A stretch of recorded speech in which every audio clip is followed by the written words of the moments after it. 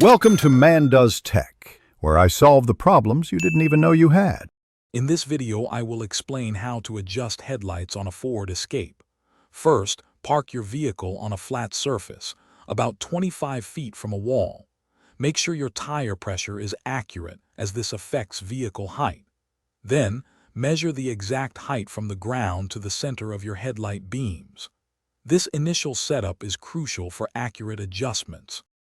Now, transfer that headlight center measurement to the wall using tape. This mark will be your reference point. Next, back your Ford Escape exactly 25 feet away from the wall. With your hood open, find the vertical and horizontal adjustment screws on the back of each headlight assembly. These are typically small gears or bolts.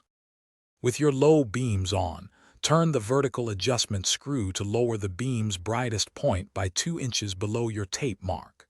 Then, use the horizontal screw to aim the beam slightly to the right of the center mark. Repeat for both headlights. Finally, take your vehicle for a test drive on a dark road to confirm proper illumination and alignment.